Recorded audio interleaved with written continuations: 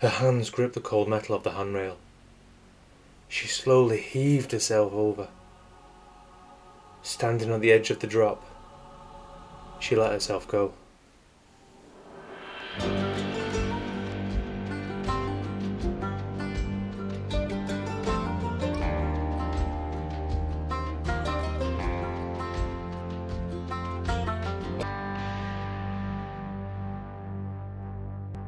Just to let you know, this ghost story includes suicide. Viewer discretion is advised. Manchester, England, 1940. Mary filled in the application, and then fumbled through a bag, searching through all the items, jostling them around in the bottom. She pulled out a little brown book, and placed it on the table. She folded the application and placed it into an envelope, and copied the address from the food office from the cover of a ration book onto the letter. She lit the stamp and placed it neatly on the envelope. She smiled to herself, mentally ticking off another task that she had to do. Pushing the letter into her handbag, she walked to the door and saw a couple of brown envelopes lying on the tiled floor. She scooped them up, as she was running late, so she'd have to read them on the way. She pulled the door closed with her hand and locked it, turning and hurriedly pacing down the street. Running late, she saw a large red and white tram coming down the road. She hadn't really got spare money for this, but she'd have to get the tram if she was going to be on time. The tram was busy, and by the time she arrived at the Manchester city centre, she was relieved to get off. The tram was busy, and by the time she arrived at the Manchester city centre stop, she was relieved to get off.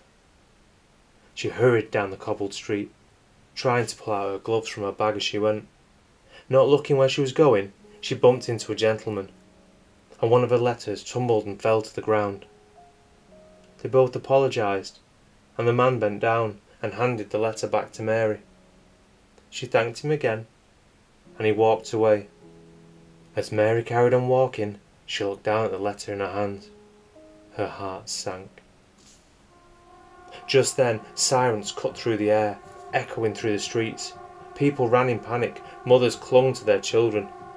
Mary half walked and was half swept by the tide of people moving inside a nearby building. She was in a daze. With panic welling up inside her, she opened the letter.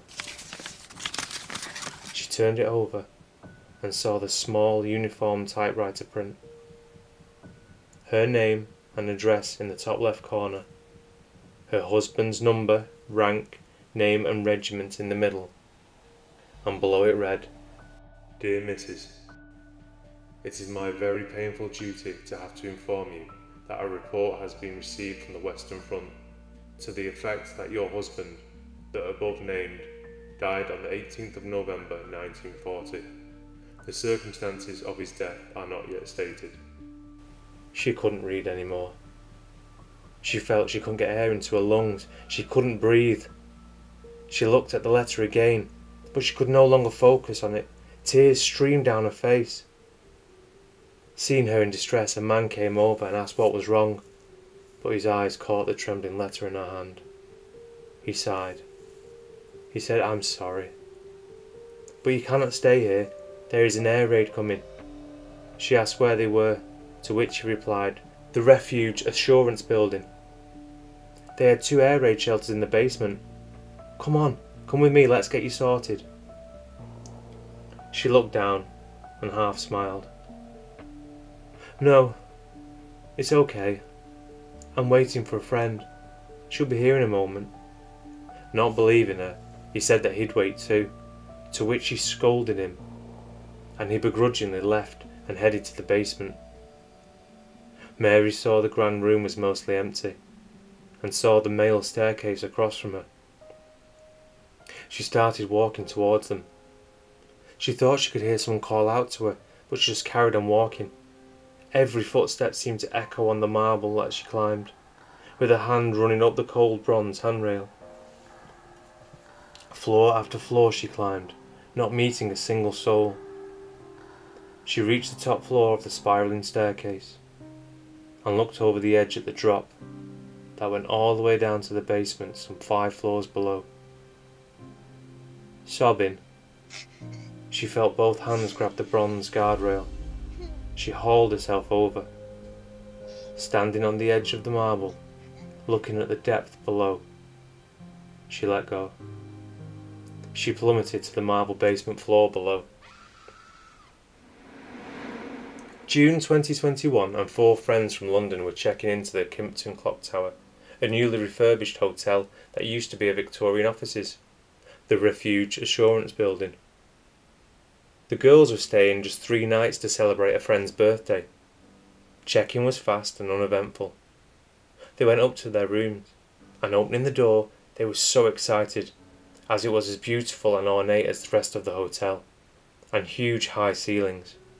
They had showers and relaxed in the room, getting ready for the night out. They spent most of the first 2 nights out enjoying Manchester's nightlife, so they didn't experience much, but they did hear noises by the door on the first and the second night.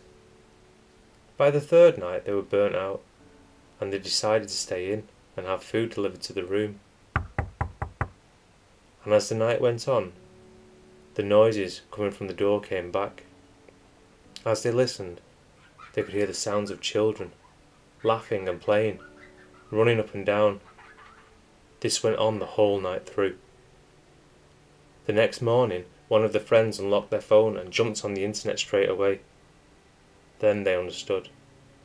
The sounds they heard for the last 3 nights were either the ghost of the widow or the children who can be heard playing at night.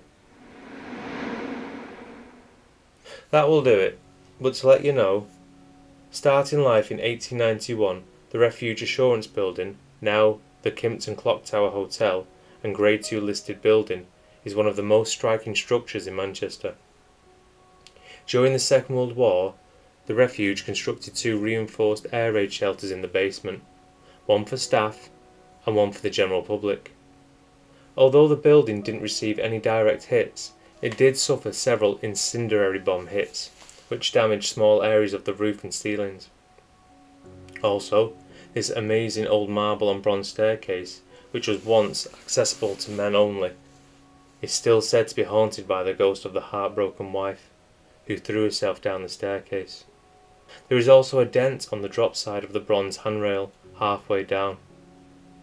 Could this be where the poor woman hit it on the descent, adding some truth to the story? Or was it caused by something else? I couldn't find any record of the lady's name, so I called her Mary for the story, as I felt she should be called something. I'm unsure why there is children there, but there are many reports of hearing them, with cries of children heard up and down the corridors of a certain hallway within the hotel, and often heard in empty rooms. Room 261 is allegedly the most haunted in the hotel, with cries being heard the loudest. In recent reviews of the hotel, 2023, guests have publicly said they have felt uneasy and uncomfortable in certain areas of the hotel, with some even recording that they have had things moved in their rooms. Here's one of those reports. It was the most awful experience of my life. Didn't even last staying here a full night. It was that creepy. Got locked on our corridor when a fire alarm went off and nobody else seemed to be in sight. Couldn't leave. Eventually, they somehow unlocked themselves, and when we got back into our room, stuff was moved around, and the cupboard on the wall was open. Got out of there and would never return. I am not a particularly ghostly person, but something was definitely up in this place. What are your thoughts? Do you think the war widow and the children are just active imaginations, or is there something there? Would you like to come to Manchester and spend the night in room 261? Let me know in the comments below, and if you're new here, don't forget to like and subscribe.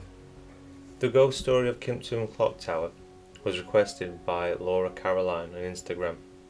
If you have a story you want me to cover, feel free to contact me on YouTube or Instagram. My handle name is Stuart Anderson Harris. Thanks for the support. Take care.